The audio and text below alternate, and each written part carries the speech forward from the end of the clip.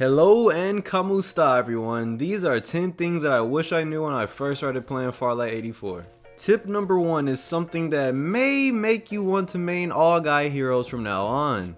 When I first came to this game, I was shocked to find out that the guys ran faster than the girls. Coming from COD Mobile, everybody ran the same speed, but here, the guys run slightly faster. It isn't anything crazy, but you'll definitely feel the difference going from guy to girl heroes in game.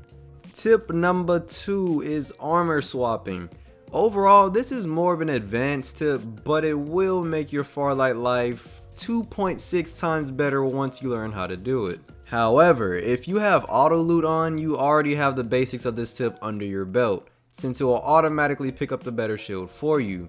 But the even more advanced version of armor swapping is if you have, for example, a purple shield on, and after the enemies crack your shield or weakens it, and they push you immediately, leaving you with no time to heal, it's best to pick up any shield that you see on the ground, even if it's a white shield, because say it with me guys, a little shield is better than no shield. Now the advanced version on steroids of armor swapping is if an enemy has a loot box on the ground near you, it would be best to switch to their shield. Now sometimes you'll have to switch manually even if you have auto loot on, and the only time that would be is if the shield that you're trying to switch to is a lower level than the shield that you currently have on. Just so you know, once you shield swap, you can go back to your old shield, but the HP is still going to be the same as when you switched it. So if your shield was cracked, it's still going to be cracked. Tip number 3. As a default, you should have your shield recharger as your go-to heal.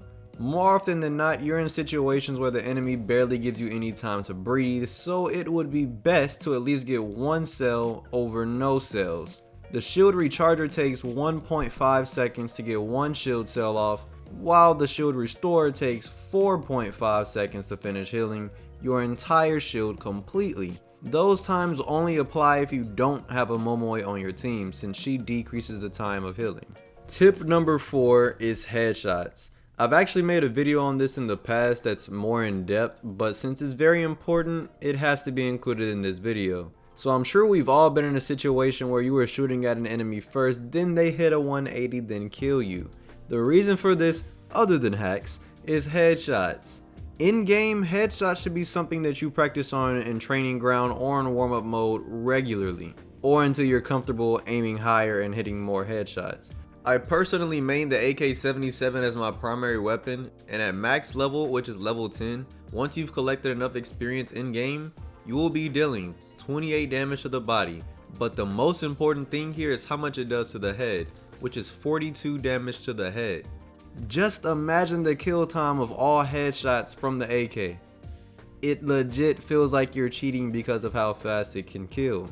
Tip 5. This may sound obvious at first, but when you first start playing this game, you may find a hero that you like and never use any of the other heroes. But that would be a big mistake. The best way to know how to counter an enemy is to know what they're capable of doing. And if you've used all the heroes, you'll know what the enemy is going to do even before they do it. By default, all heroes have 3 abilities: passive, tactical, and ultimate.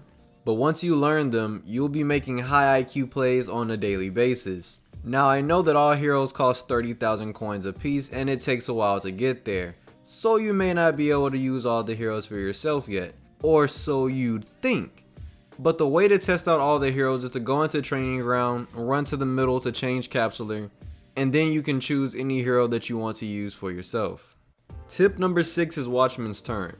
When I first started playing this game and I was looking down the barrel of Watchman's frosty turret, I thought that I had to destroy it first and then kill him. But in reality, you can just kill the Watchman and it destroys itself when he dies. And just to specify die or kill, I mean loot box on the ground. He's not still moving around and knocked on his knees.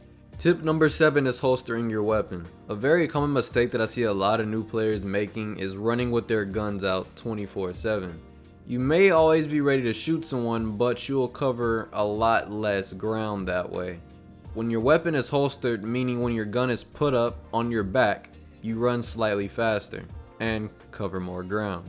Tip number 8 is speed acceleration over fixed speed sensitivity. Something that was very hard for me to understand when I first started playing Farlight 84 is that speed acceleration is necessary to be good at this game for mobile players. Fixed speed may feel more comfortable, but as you practice with speed acceleration, you'll become more comfortable with that too. The reason that you should be using speed acceleration in Farlight 84 is simply because of the jetpacks.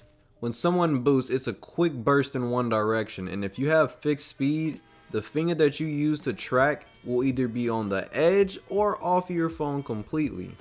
Basically, it just puts you in a very uncomfortable position. Whereas if you're using speed acceleration, you can move less and still cover the same amount of distance that you would have covered using fixed speed, and it'll be more comfortable. Tip number 9 is shields over syringes. The only time you should ever consider using syringes to heal your white health before your shields is if you're outside of the zone. Otherwise, always heal your shields first, then your white health, since it takes 6 seconds for one syringe but 1.5 or 4.5 seconds for one shield. Tip number 10, you can actually check the level of your teammates. A friend of mine actually taught me this one, so if you want to check the level of your teammates, all you have to do is find this on your screen and boom, you can see their level. I don't know how I didn't see that before. Now, some of you may be wondering why this is even important. So let's say that you're a level 9 and your teammate is a level 3. You let them get the XP from the loot box so they can do more damage to the enemies, or if they're a defensive hero, you can use them as a meat shield. If you learned anything new, be sure to share this video with your friends or watch it again. Maybe you'll learn twice as much information. But until next time, this is the way of the dojo. Peace.